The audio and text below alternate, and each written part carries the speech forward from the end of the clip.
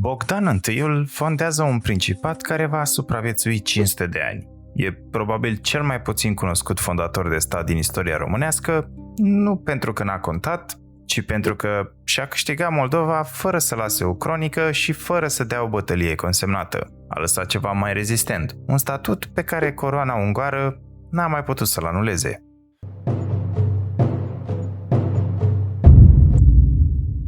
Regatul Ungariei la vest, Hoarda de Aur la est, Carpații între ele și la răsărit de munți, un spațiu pe care coroana ungară voia să-l controleze. Dinastia angevină, Ludovic I, rege din 1342, privea spre est ca spre o frontieră de organizat, nu de cucerit direct. Tătarii presau dinspre stepă. Cel mai eficient răspuns era să pui pe cineva acolo care să apere granița pentru tine. Structura se numea marcă de frontieră. Un nobil local, loial coroanei, e instalat voievod într-o zonă slab organizată. Primește privilegii, primește autoritate delegată, în schimb, ține linia. Asta era Moldova la începutul secolului al XIV-lea. Nu un stat, nu o entitate autonomă. O piesă de șah pe care coroana ungară o muta prin oameni loiali. Omul ales pentru această piesă se numea Dragoș.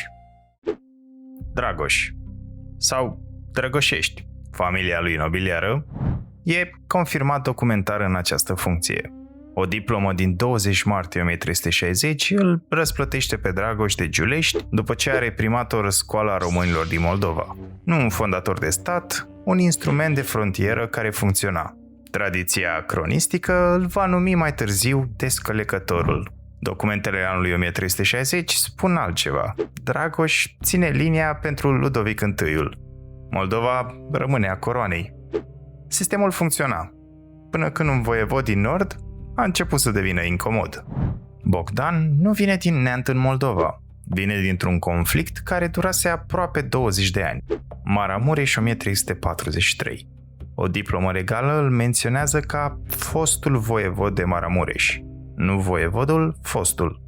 Și alături de titlu, necredincios regelui. Nu e o acuzație circumstanțială, e o constatare oficială. Bogdan pierduse deja ceva. 6 ani mai târziu, în 1349, e implicat într-un conflict violent cu o familie locală fidelă coroanei. Un om care se ciocnea repetat cu sistemul în propriul lui ținut. Nu știm exact ce l-a împins spre Moldova, dar știm că, până în 1343, Moldova nu era opțiune pentru el. Era voievodul Maramureș și știm că după 1343, Maramureșul devenise un loc din care putea fi exclus. Un om care nu mai are loc în sistemul care l-a crescut, caută un spațiu unde sistemul e mai slab. Moldova era exact asta. O frontieră controlată prin oameni instalați, nu prin forță directă. Bogdan știa că drăgoșeștii nu vor fi imposibil de înlocuit. Sistemul angevin e o frontieră dependentă. Bogdan este omul deja exclus din el. În 1360, în Moldova izbucnește o răscoală. Diploma din 20 martie 1360 e un document minor din Cancelaria Regală, dar spune ceva esențial. Românii din Moldova s-au răsculat. Nu știm cine i-a condus, știm că Dragoș i-a readus la ascultare. Asta înseamnă că Moldova nu era un spațiu politic vid. Era o zonă cu tensiuni reale față de sistemul coroanei ungare. Bogdan nu va intra în nimic. Va răsturna ceva ce deja scârțâia. De ce contează că Bogdan era deja în conflict cu coroana în 1343? Ei bine, nu a ales Moldova de pe o zi pe alta. Era deja exclus din propriul sistem, deci Moldova era singura frontieră unde putea câștiga.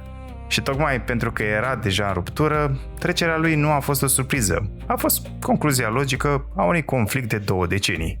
Drumul din Maramureș spre Moldova trece prin trecătorile Carpaților.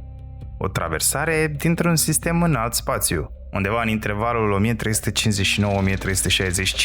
nu știm exact când, Bogdan a trecut. Nu avem cronica acestui moment, nu avem descrierea confruntării cu drăgoșeștii, nu avem un discurs, nu avem o ceremonie. Asta nu știm dacă e o scăpare a istoriografiei, dar e o realitate a documentării medievale. Actele vremii nu se scriau despre cine intra undeva. Se scriau despre cine dădea ordine, cui aparțineau bunurile, cine fusese pedepsit. Cei drept, Bogdan a intrat în Moldova. a răsturnat ordinea Drăgășeștilor, a preluat controlul unui nucleu nord-vestic, probabil nu al întregii Moldove istorice, și a dispărut din documente pentru câțiva ani.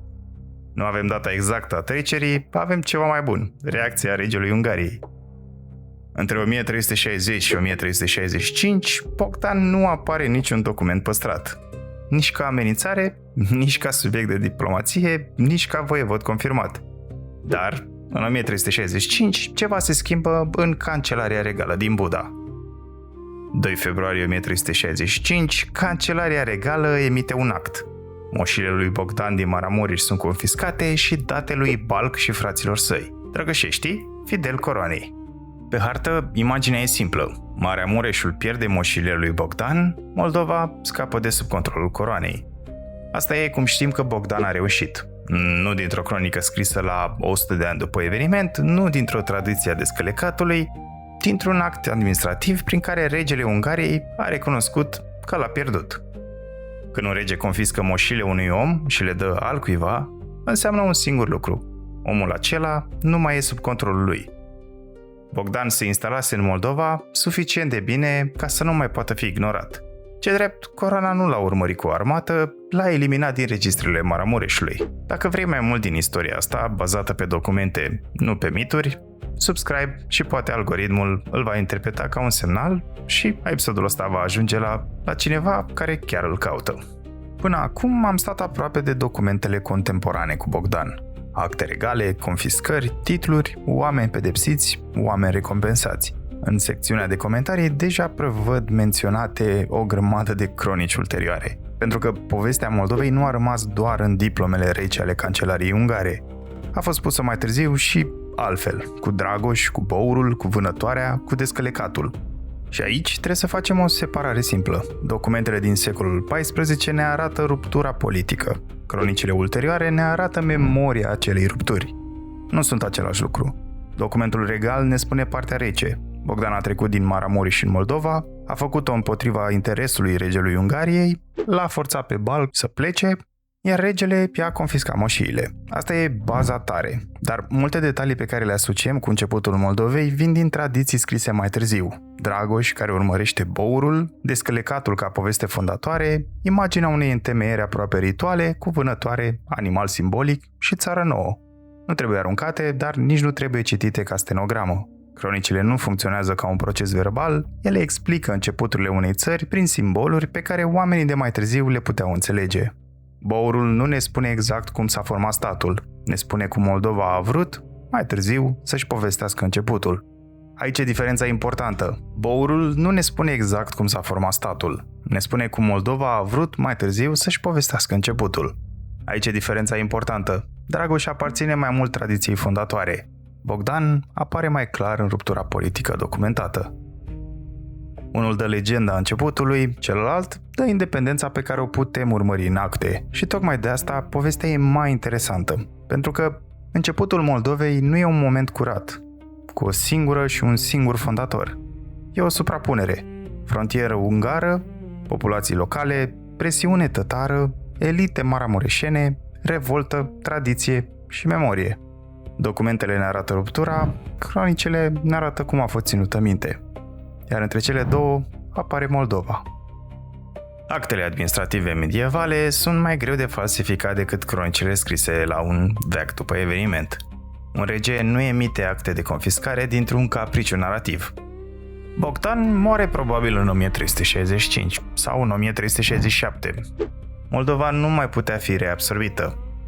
Nu lăsase o Constituție, nu lăsase o cronică și niciun monument mare. Lăsase un statut politic diferit.